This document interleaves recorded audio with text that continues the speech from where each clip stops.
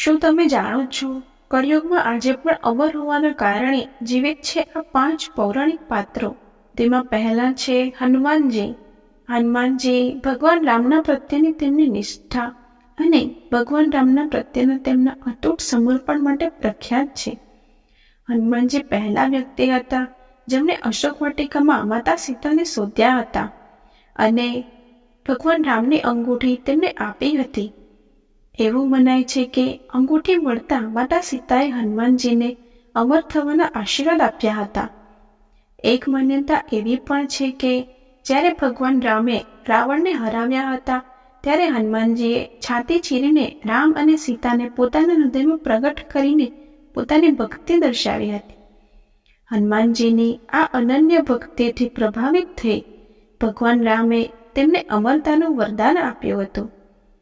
અન્ય એક માન્યતા અનુસાર જ્યારે દેવતાઓ પાછા સ્વર્ગમાં જઈ રહ્યા હતા ત્યારે તેમણે હનુમાનજીને પૃથ્વી પર જ રહેવા વિનંતી કરી હતી, કારણ કે તેઓ અમર હતા, જેથી પૃથ્વી ઉપર બધા જીવન સુરક્ષિત રહે. હવે વાત કરીશું ભગવાન પરશુરામ વિશે. ભગવાન વિષ્ણુનો 6થો અવતાર હોવાનું માનતા પરશુરામ બ્રાહ્મણ પરિવારમાં જન્મ્યા હોવા છતાં તેમનામાં એક યોદ્ધાના ગુણ વિકસિત થયા હતા. તેમનું શસ્ત્ર કુહાડી હતી.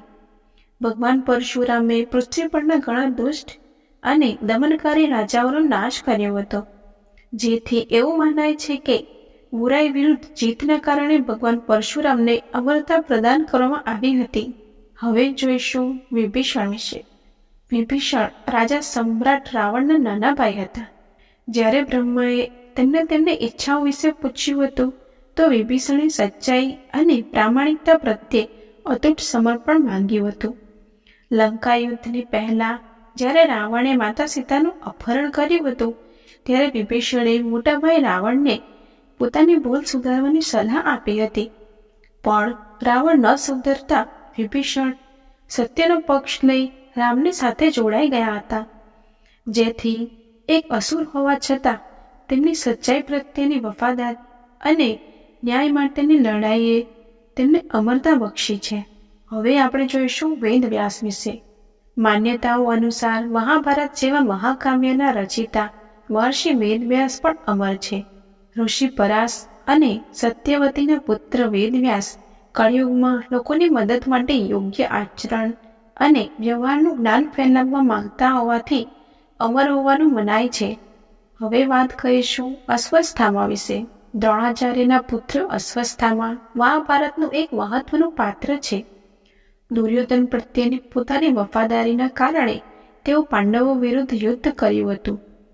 તેમના મસ્તક પર એક મણિ હતું જે તેમને મૃત્યુ અને બીમારીથી બચાવતો હતો.